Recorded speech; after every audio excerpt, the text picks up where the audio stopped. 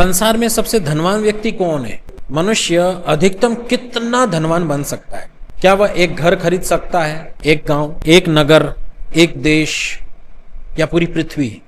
मान लीजिए उसने पृथ्वी भी खरीद ली तो चंद्रमा किसके नाम पे लिखवाएगा? सूर्य की रजिस्ट्री कहां से होगी? और आकाश का मालिकाना प्रमाण पत्र कौन बनाकर देगा? मनुष्य की जेब बड़ी हो सकती है लेकिन ब्रह्मांड से बड़ी नहीं। वो भूमि खरीद सकता है लेकिन पृथ्वी नहीं। वह घड़ी खरीद सकता है लेकिन समय नहीं। और वो बिस्तर खरीद सकता है लेकिन नींद नहीं। भोजन खरीद सकता है लेकिन भूख नहीं। वो औषधि भी खरीद सकता है लेकिन जीवन की गारंटी नहीं खरीद सकता।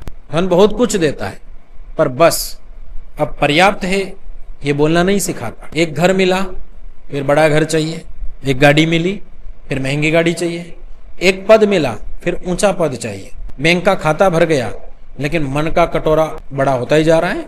यही तो आश्चर्य है। मनुष्य वस्तुएं जोड़ते जोड़ते संपन्न नहीं होता। कभी कभी वो केवल अधिक चिंतित हो जाता है। पहले धन कमाने की चिंता, फिर धन बचाने की चिंता, और फिर धन बढ़ाने की चिंता, और अंत में कहीं कोई ले न जाए इसकी चिंता। इसलिए हमारी प्राचीन परंपरा ने संपन्नता का एक अद्भुत अर्थ दिया है। संपन्न वो नहीं जिसके पास सबसे अधिक है, संपन्न वो है जिसके लिए पर्याप्त है। योग दर्शन कहता है संतोषाद अनुत्तमः सुख लाभ। मतलब संतोष एक ऐसा सुख है या संतोष से एक ऐसा सुख मिलता है जो संसार का सर्वश्रेष्ठ सुख है। ध्यान से देखिएगा, संतोष का अर्थ आलस्य नहीं है। संतोष ये नहीं कहता है कि काम करना छोड़ दो। संतोष कहता है कि काम पूरे उत्साह से करो, आगे बढ़ो, श्रेष्ठ बनो, धन कमाओ, समाज के काम आओ। भर्तृहरि राजा ने एक बहुत अच्छा सा श्लोक कहा है, वयम इह परितुष्टा वल्कलैस्त्वं च लक्ष्म्या सम इह परितोषो निर्विशेषो विशेषः सतु भवति दरिद्रो यस्य तृष्णा विशाला मनसि च परितुष्टे कोऽर्थवान् को दरिद्रः। इसका अर्थ बहुत सुंदर है। हम तो वृक्षों की छाल पहनकर संतुष्ट है और तुम रेशमी कपड़े पहन करके संतुष्ट हो।